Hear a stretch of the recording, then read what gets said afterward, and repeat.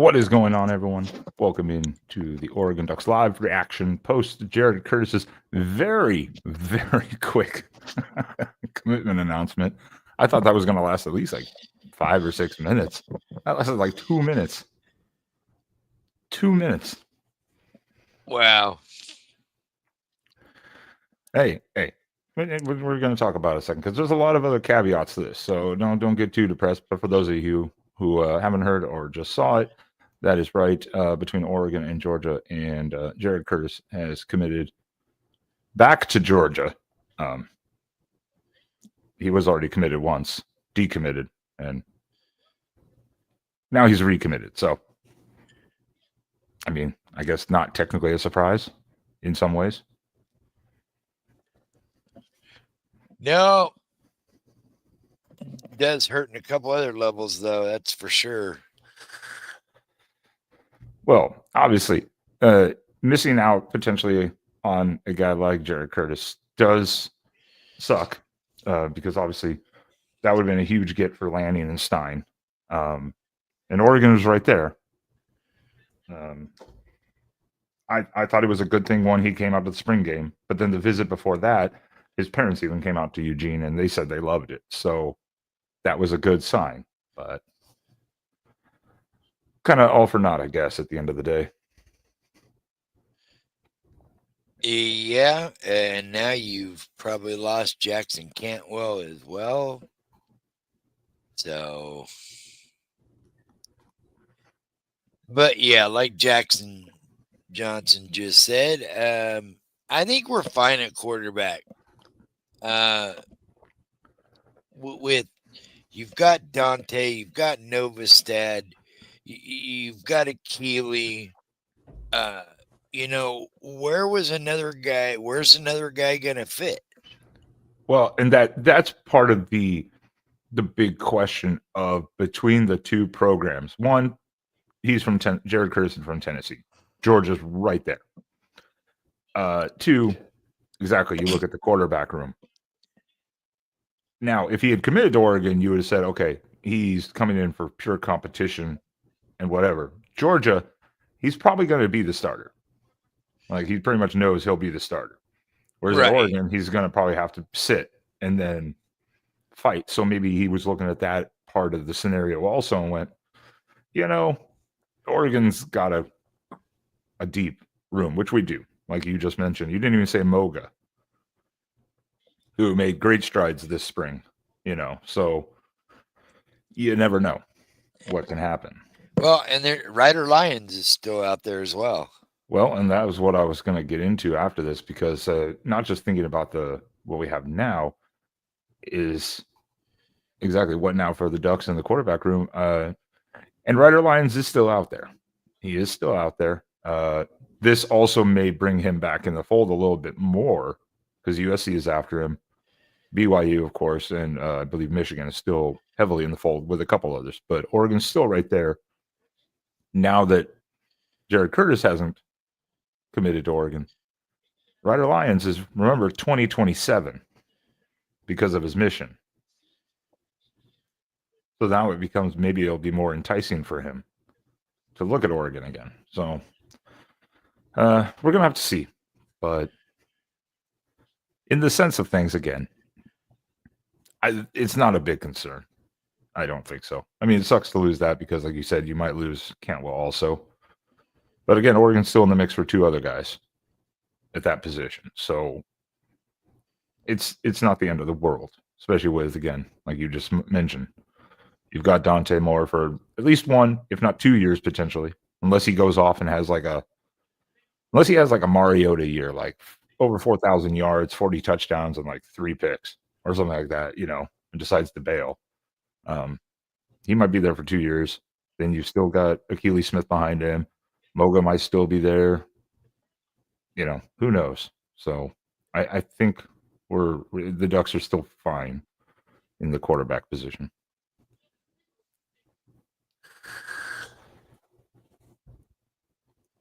Focus back. Yeah, we've got there's options and whatnot.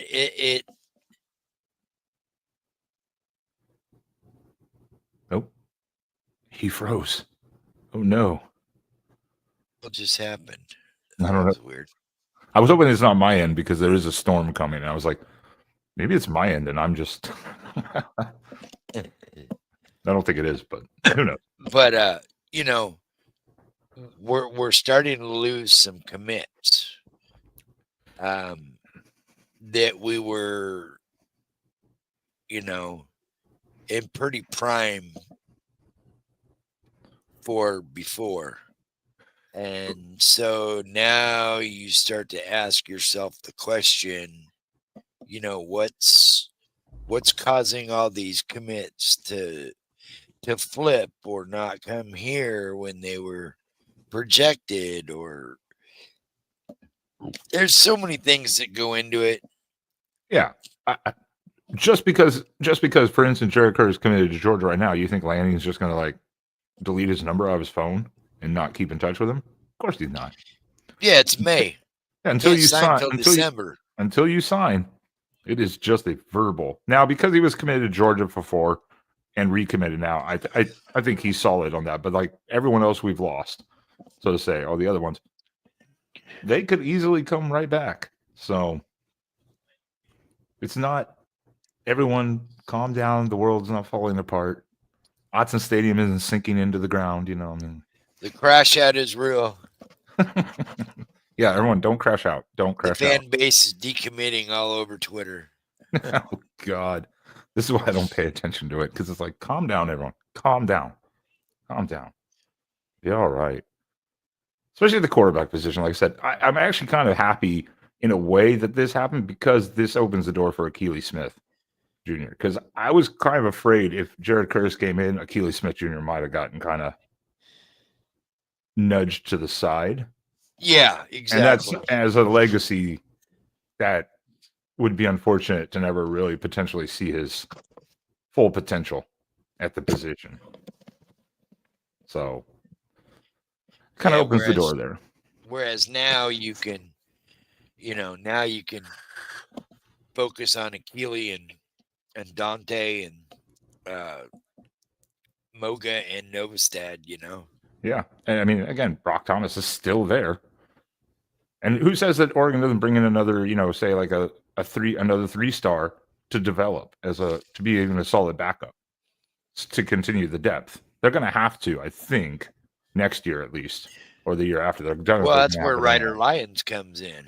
Well, yes, hopefully, but we're going to have to see what this news does to change how he looks at the programs he's looking at. Like I said, USC, BYU, Michigan, and Oregon. Right. So we'll have to see. It'll be interesting. That was just the fastest commit I'd ever seen in my life. Yeah. Usually they like run. Usually they talk for like 5 or 10 minutes about stuff or whatever, and then they'll have the hats. And he was just like, "No, I'm wearing the shirt." He said he knew where he wanted to go. He said he had all the info he needed, basically, and so he was good to go. So he's just sucking that money from Oregon. That's all. Well, I will give full credit to Georgia. Georgia's never been heavy like transfer either. This year they actually went and got transfers, and apparently they're dealing the NIL. So they're finally like even more upping their game. So again, like you said, it's a multifaceted. There's a bunch of different things that go into all of this. So, but hey, congrats to Georgia. Kirby Smart, you bested Dan Lanning. Yeah, well, you silly little man. See this? This is red. This is crimson. I think I'm going to crash out. I'm going to decommit.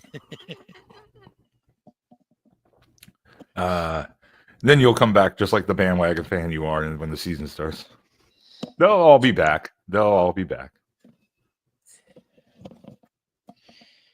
But in fairness, it's kind of like, can we just not have one good news story? I can't wait for Spencer tomorrow for Locked On Ducks. He's going to crash out hard, probably. Yeah, Spencer's going to crash out hard. I can see his intro being, why can't we just have nice things? So frustrating. It is, but I felt pretty. I We felt were on pretty. such a good roll with getting guys to commit to come to Oregon, Lanning had the thing going, had that bus rolling, and all of a sudden, that bus isn't rolling so well. That bus hit a few potholes and it's leaking air. One of the tires. So we got to figure out what that issue is. Are you recruiting too far out? You I know, don't. I it don't. I don't is. think there is such a thing as recruiting too far out. Well, I mean, you're pushing super hard for guys like Tennessee and Georgia and Alabama and Texas. You know, Yeah, but are we get those guys and Florida even. So I mean, I know, but I'm saying is it is part of that. You know, these kids are deciding they don't want to go far from home anymore. So I now maybe you have to hone in a little more closer to home. I mean, part of it, I'm sure that has an aspect, like we said, many things go into it. I'm sure that part of that's somewhat of an aspect of it. But I mean, Oregon has been drawing guys from all over the country. That's not new either. They've been doing that. No, So, no. and like they could say, oh, you shouldn't have gone for the number one quarterback. That's high expectations. Well, you should be. Oregon Fucking should be. Garrison. Uh There's no did crying here. There's no did crying did here.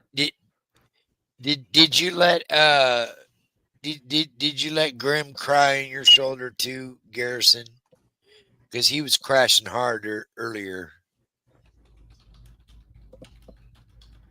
He was decommitting to Alabama.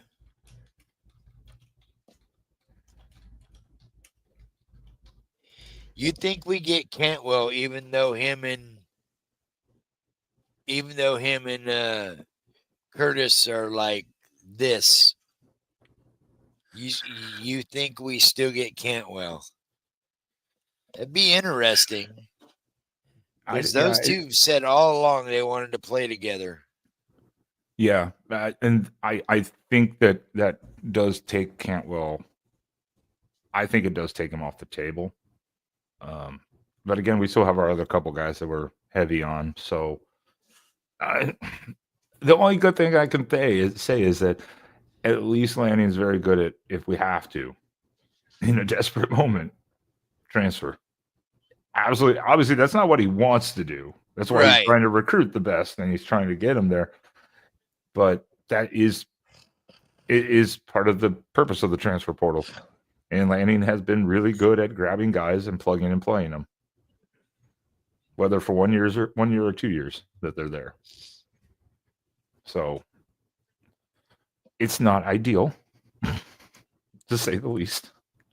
No, it's not ideal, but I mean, it is what it is, man. It's college football is. This is the day and age we're in.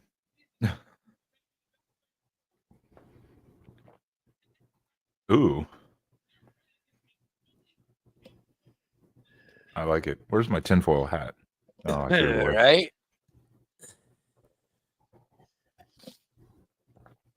Yeah, and there's no reason for us to overpay at quarterback and stuff. If Georgia wants to give him more money,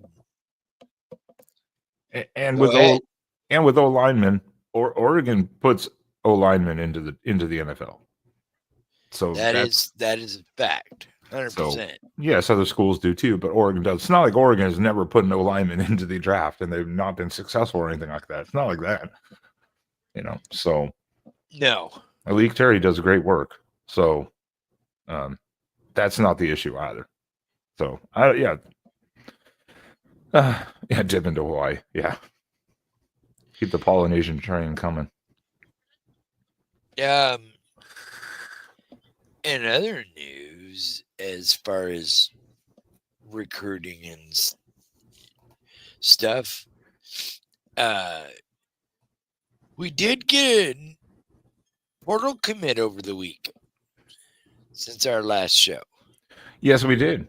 After Dan Lanning, after the spring game, verbally said, we are not taking any linebackers in the portal.